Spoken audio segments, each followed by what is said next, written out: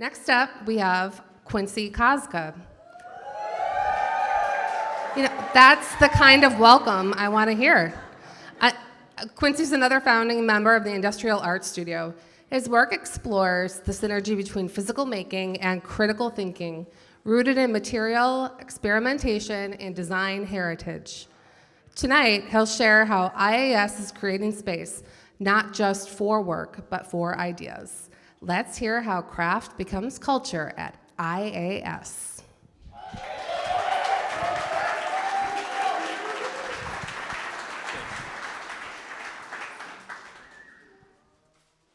Hi, everybody. So my name is Quincy, and I want to thank you all for coming out. We are really excited to activate our space beyond a place where work is done, but to also be a place where people can gather and ideas can be shared. So what I'm really interested in is the intersection of architecture and design, but through the lens of an artist. And I want to tell a story about craft, spaces, and the people who make them, but the only story I really feel qualified to tell is my own.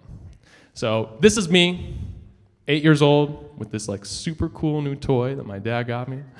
And if you know me personally, not much has changed. But something else I've always been interested in is art.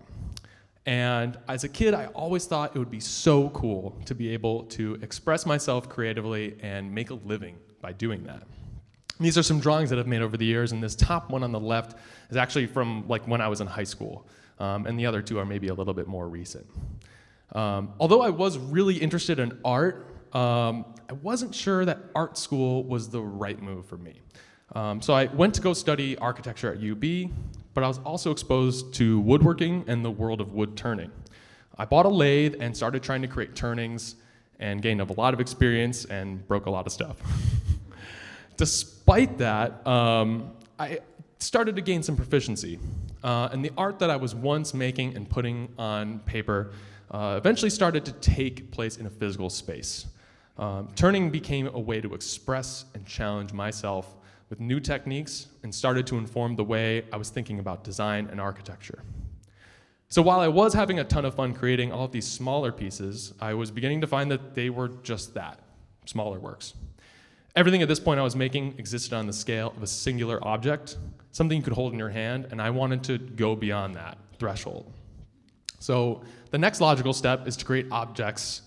Beyond objects is furniture. So furniture is not architecture, but it interacts with the human body and is another chance to be playful and to express myself and my ideas. It's also just hard to make good furniture, even if it's simple stuff. So I'm always up for that challenge. Another thing at play during this whole story is the need to make money. Creating art and furniture is great, but it's sometimes tough to find the right clients who want to pay for it, even if both parties are super excited about what's being talked about here.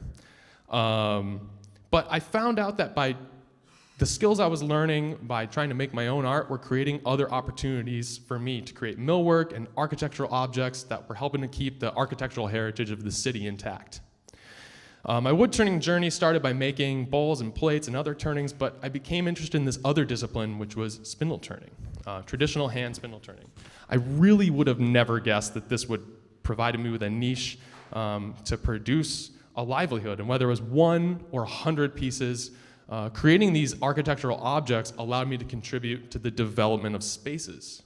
So even in a case like this, where I'm just taking a pre-existing spindle and copying it a bunch of times, I feel like I'm getting to breathe artistry into people's lives. The more time I spent thinking about and making these architectural elements, the more I began to notice the world around me and how the long tradition of making beautiful things has enriched the world around us, and how I can in turn use that for inspiration to enrich my own world. Sometimes that inspiration leads us to look backwards in time at the styles, the methods that have been forgotten, or maybe just overlooked. Like this decorative carved newel post I created for a historic stairwell in Buffalo. It riffs off the existing form and carvings and the character of the house. Other times, though, this inspiration leads us to look forward by putting time, effort, and personality into our built environment. These singular objects begin to create something larger than the sum of their parts. which is to say that the objects begin contributing to the creation of spaces, maybe even wonderful ones. Now, I'm still making art. This piece, titled Signal Box, was submitted and accepted into the AAW, American Association of Woodturners Beginnings Gallery exhibition that will be on display at this year's National Symposium in St. Paul, Minnesota, which, needless to say, super excited about. And I'm still trying to make furniture, exploring new techniques, using new tools, experimenting with new finishes. Combining my artistic and constructive aspirations, I'm afforded the chance to reflect, not only on myself and the work that I'm producing, but also the built environment, which is the one that we all share. These two pieces pay homage to some of the giants of Buffalo's architectural history. And I can't help but feel lucky that no matter what I'm doing, myself and all of us here at Industrial Art Studios are getting to express ourselves, to share our ideas with the world, and to make what we always wanted, art. The only difference is that the art that we make might not be something you hang on your wall, but might be something you nail to the side of your house. This becomes a part of an architecture, or maybe the big goal, which is to use art, design, and craft to create spaces, to create architecture, to build wonderful environments that inspire and enrich our lives.